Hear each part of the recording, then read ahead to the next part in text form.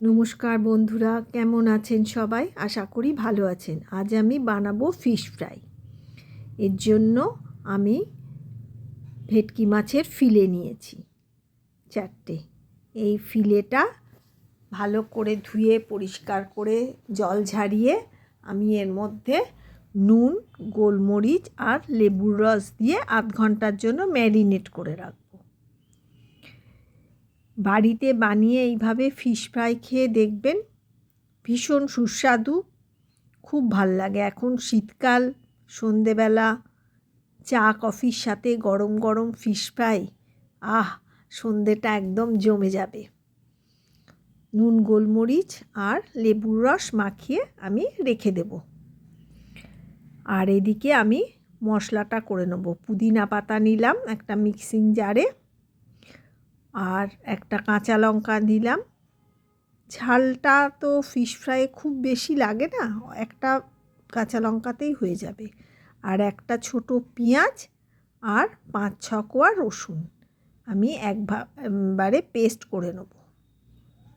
আর একটু লেবুর রসও আমি চিপে এর মধ্যে দিয়ে দেব। আর একটু নুন দেব,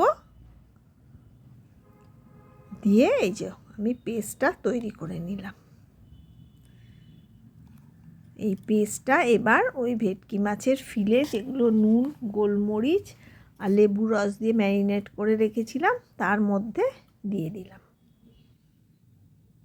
এইভাবে ম্যারিনেট করে ঘন্টাখানেক রাখতে হবে। তারপরে ঘন্টাখানেক বাদে ওই এগুলোর মধ্যে একটু কর্নফ্লাওয়ার দিয়ে নেবো। একটু জল জল হয়ে যায় তো, নুন টুন দেওয়া আছে বলে মশলাটার মধ্যে, কর্নফ্লাওয়ার দিলে একটু বাইন্ডিংয়ে সুবিধা হয়। একটু কর্নফ্লাওয়ার দিয়ে একটু মেখে নিলাম। তারপরে একটা ডিম ফাটিয়ে নুন আর গোলমরিচ দিয়ে আমি ফেটিয়ে নেব।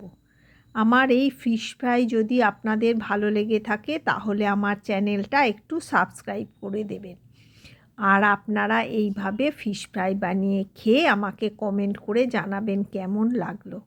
আশা করি ভালোই লাগবে। আর খুব সহজে, খুব তাড়াতাড়িও হয়ে যায়। এটা দোকানের থেকে ভালো খেতেও হয়। এই যে ডিমটা আমি নুন গোলমরিচ দিয়ে ভালো করে ফেটিয়ে নিলাম। এবার ওই ভেটকি মাছের মশলা মাখানো ম্যারিনেট করা যে ফিলেগুলো ছিল, ওখান থেকে একটা করে ফিলে তুলে আমি ডিমের গোলায় চুবিয়ে তারপর ব্রেড ক্রাম্বস দিয়ে কোটিং করে নেব। আপনারা ইচ্ছে করলে ডবল কোটিংও করতে পারেন। একবার ব্রেড ক্রাম্বস দিয়ে আবার ডিমের গোলায় চুবিয়ে আর একবার ব্রেড ক্রাম্বস দিতে পারেন। আমি এখানে সিঙ্গল কোটিং করেছি। এই যে ভালো করে কোটিং করে আমি একটা ছুরি দিয়ে 4-5টা চেপে চেপে একটা শেপে এনেছি আর কি, মোটামুটি চৌকো। আমার ফিশ ফ্রাই গড়া রেডি হয়ে গেল।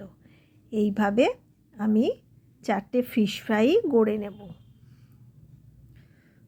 এবার কড়াইতে আমি সাদা তেল গরম করব।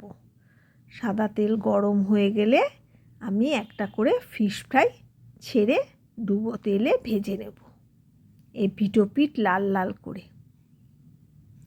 গরম গরম ফিশ ফ্রাই দারুণ সুস্বাদু।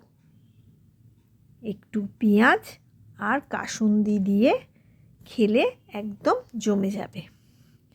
এক পাশটা ভাজা হয়ে গেছে, এবার উল্টো পিঠটা আমি উল্টে নেব, ভেজে নেব ভালো করে।